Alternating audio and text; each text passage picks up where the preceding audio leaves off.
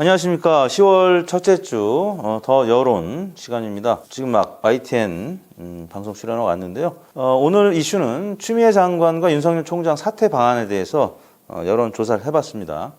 뭐 예상대로 추미애 장관 사퇴 의견이 윤석열 총장 사퇴 의견보다 한 14%포인트가량 높게 나와서 44대 30 정도 나왔는데, 동반 사퇴 의견까지 합치면은 추미애 장관 같은 경우는 총 56.5%가 사퇴해야 된다는 의견이고요. 윤석열 총장은 43%, 대략 한 13%포인트 추미애 장관이 좀 높은 거죠. 지난주에 우리가 윤석열 총장 직무 정지 조치에 대해서 잘한 일이냐 못한 일이냐 여론조사를 했었는데, 잘한 일이 당시 39%, 잘못한 일이 56%. 방금 말씀드린 추미애 장관 사퇴 의견이 동반 사퇴까지 합치면 56.5%인데 지난주랑 거의 비슷한 상황입니다. 그리고 윤석열 총장 같은 경우는 지난주보다 어떻게 보면 한 5%포인트 사퇴 의견은 조금 더 높게 나타났고요.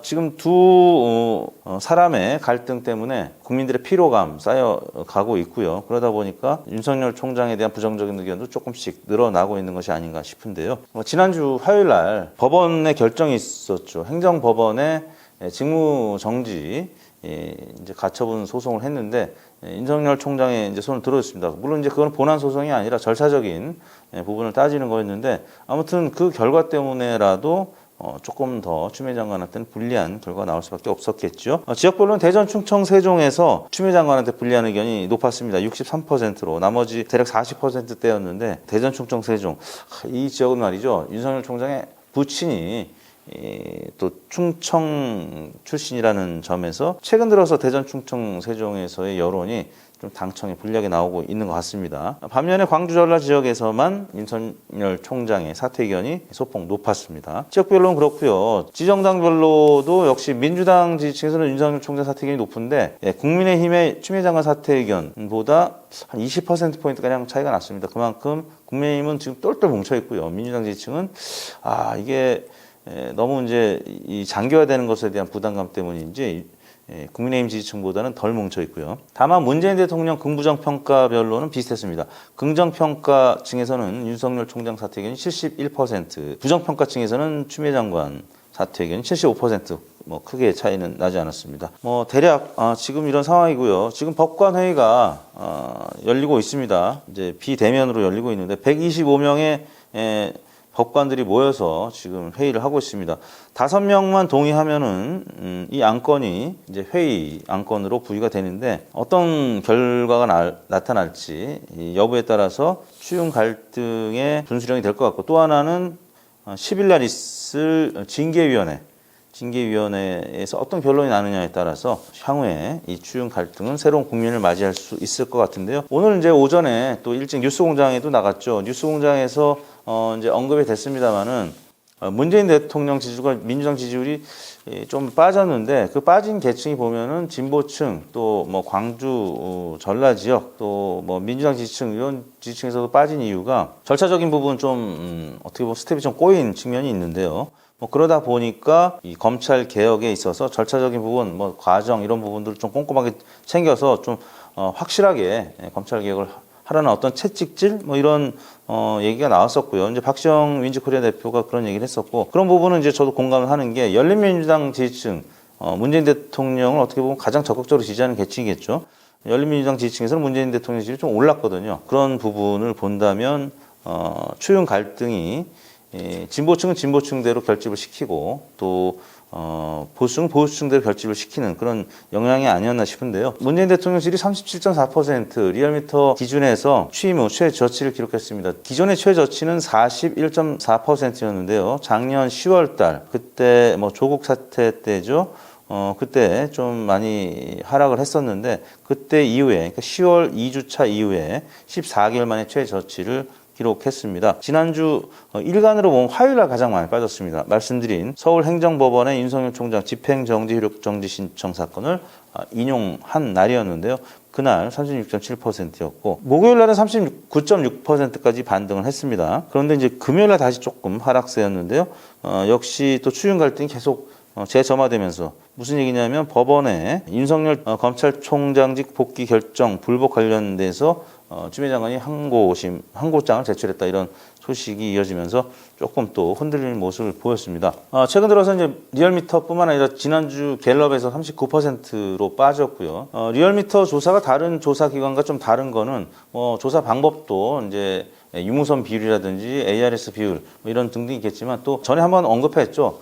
매우 잘한다, 잘하는 편이다, 못하는 편이다, 매우 잘 못한다. 이거를 리얼미터만 로테이션으로 불러줍니다. 매우 못한다가 먼저 나갈 수도 있고 매우 잘한다가 먼저 나갈 수도 있고 그게 50%씩 긍부정이 섞여서 나가는데 대부분 리얼미터를 제외한 조사기관들은 매우 잘한다가 1번으로 나가기 때문에 1번 효과가 조금 있습니다. 그래서 그거는 근데 리얼미터가 이제 2005년 설립 때부터 계속 해왔던 방식이기 때문에 저희가 바꿀 수가 없겠죠. 그리고 이제 우리는 국정수행평가, 그러니까 이제 미국에서는 직무수행평가라고 해서 job 어프로브먼트 레이팅스 이렇게 표현합니다. 그래서 직무를 얼마나 잘 수행하는지 그거를 이제 어느 정도 인정하는지 여부 잡 어프로브먼트라고 하는데요. 윈지코리아 같은 경우는 지지도로 이제 물어봤습니다.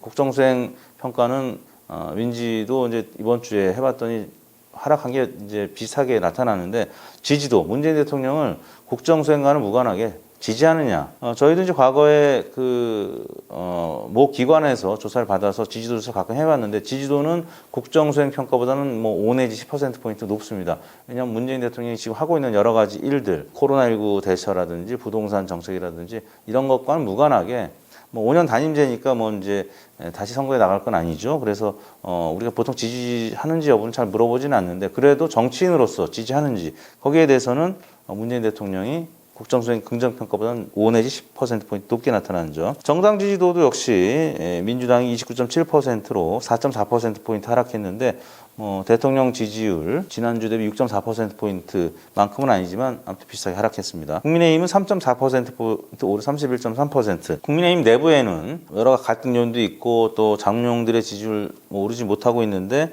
서울시장 또 부산시장의 예비 후보들은 또 많이들 언급이 되고 있고 또 대권 주자는 당 바깥에 있지만 윤석열 총장이 범야권 후보로서 지금 지지율이 지난주 RN서치에서 1위 나왔죠. 또 갤럽에서도 3위 나왔지만 또 올랐죠.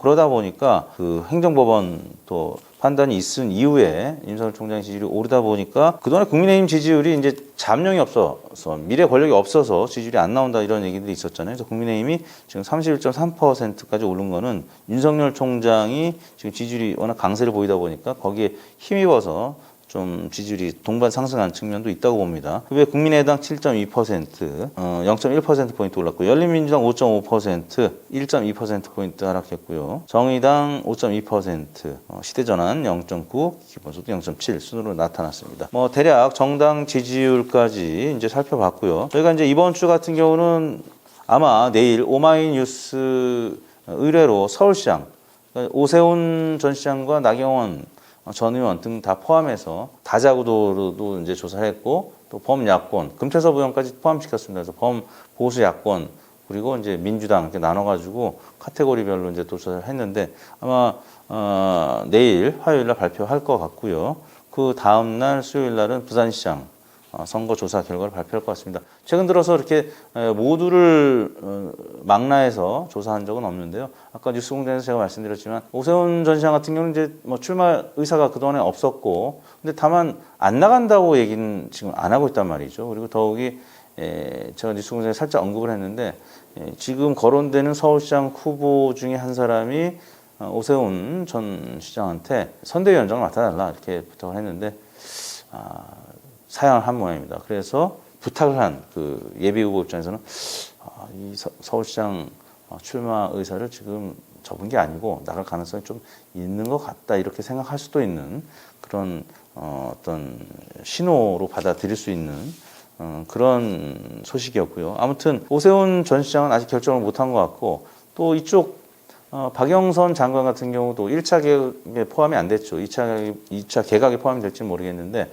아무튼 박영선 장관이 출마할지 말지 여부가 가장 큰. 근데 그 두 분이 또 양쪽에서 강자란 말이죠. 그래서 오세훈, 박영선 두 후보의 지지율이 굉장히 궁금한데요. 그건 오마이뉴스 의뢰로 내일 아마 발표를 할 것 같습니다. 많은 관심 보여주시고요. 아직도 시간이 많이 남았기 때문에 내년 4월 선거 어떻게 될지 모르겠습니다. 근데 최근 상황으로는 조금 불리한, 당청에 불리한 상황, 국민의힘에 좀 유리한 지형으로 바뀌고 있는데 이번 10일 날, 다가오는 10일 날 징계위원회 결정이 어떻게 될지 이 부분이 가장 큰 분수령이 되지 않을까 싶습니다.